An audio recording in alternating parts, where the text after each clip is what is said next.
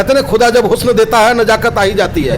कदम गिन गिन के रखते हैं कमर बल खाई जाती है। अब 83 मिल गया तो उसका भी जलन आपको हो रहा है कि 83 मिल गया इसलिए ऐंठ रहे हैं। चुनाव से पहले, नगर निकाय चुनाव से पहले भी आप कह रहे थे कि आपको तो नकार दिया। सुचारू रूप से सारा शपथ ग्रहण समारोह चला और शांति प्रिय ढंग से, चाहे वो समाजवादी हो, कांग्रेस हो, बसपा हो, ये सब के सब भारतीय जनता पार्टी को सहयोग करने का काम कर रहे हैं। चुनाव है ना साहब, ये इनके पास कोई विजन है तो हमें बता दो ना आप। अब चाहे वो महंगाई का मुद्दा हो, बेरोजगारी का मुद्दा हो, भ्रष्टाचार का मुद्दा हो, गुंडागर्दी का मुद्दा हो, चारों तरफ से हाहाकार मचा हुआ है।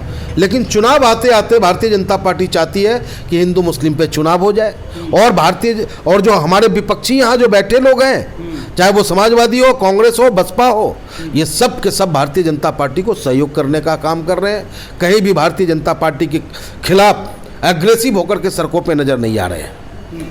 आज शपथ ग्रहण हुआ, क्या कुछ रहा आज?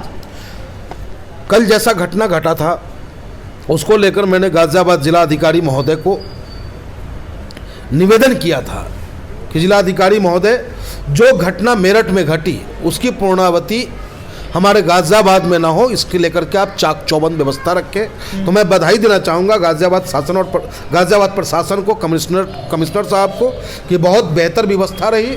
सुचारू रूप से सारा शपथ ग्रहण समारोह चला और शांति प्रिय ढंग से हमारे पार्षदों ने शपथ ली। बीजेपी के सुने हैं कि वो जो गुंडागर्दी किए थे वो गिरफ्तार हुआ। धन्यवाद पुलिस को और धन्यवाद अपने एमआईएम के एक एक कार्यकर्ता को जिन्होंने मजबूती के साथ अपने पक्ष को जाकर के रखने का काम किया। और प्रशासन ऐसा ही होना चाहिए, चाहे जुल्म मैं करूं या जुल्म भाजपा करे, कार्रवाई बराबर का हो। अगर उसने गलती की, उस पर कार्रवाई हुई और हम खुश हैं। उसे जेल जाना चाहिए, उसे सजा होनी चाहिए।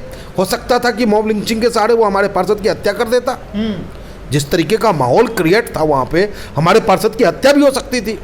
तो प्रशासन को इस पर और गंभीरता से जांच करनी चाहिए और फेयर तरीके से जांच करके जितना मजबूत से मजबूत सजा हो सके उन पार्षदों को मिले, जिससे कि दोबारा इस तरीके का घटना न घटे। क्योंकि वो जनप्रतिनिधि है, संवैधानिक पद के वो जिम्मेदार व्यक्तियों में से हैं और वो इस तरीके का घटना को अंजाम देने का काम करेंगे तो औरों का क्या हाल होगा।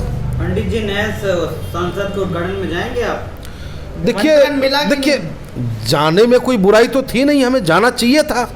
हमारे देश का मामला है, देश के लिए एक नया चीज मिल रहा है।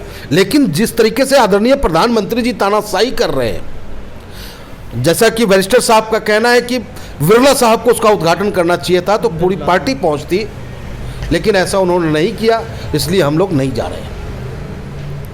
तो विपक्ष भी बाइकाट कर रहा है, तो आप भी कर रहे हैं कि नहीं कर रहे? नहीं, विपक्ष के बाइकाट से हमें, विपक्ष कहा तो आपको कि एक ही सिक्का के एक सिक्का के दो पहलू जो होते हैं ना, वो दोनों यही है, पक्ष और विपक्ष, सत्ता वाले भी और ये भी।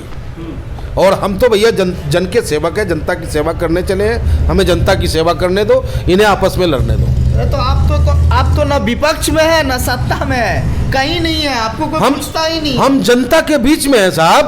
आपके कहने से हम कहीं नहीं है। चुनाव से पहले, नगर निकाय चुनाव से पहले भी आप कह रहे थे कि आपको तो नकार दिया। विधानसभा में कुछ नहीं मिला। अब 83 मिल गया तो उसका भी जलन आपको हो रहा है कि 83 मिल गया इसलिए ऐंठ रहे हैं। अरे ऐंठ कहाँ रहे भैया, कहते हैं खुदा जब हुस्न देता है नजाकत आ ही जाती है।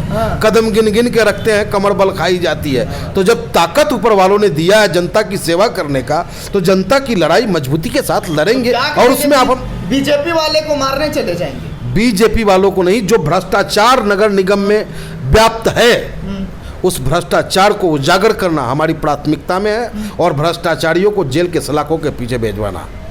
चैनल को लाइक, शेयर एंड सब्सक्राइब करें और बेल आइकन दबाना ना भूलें।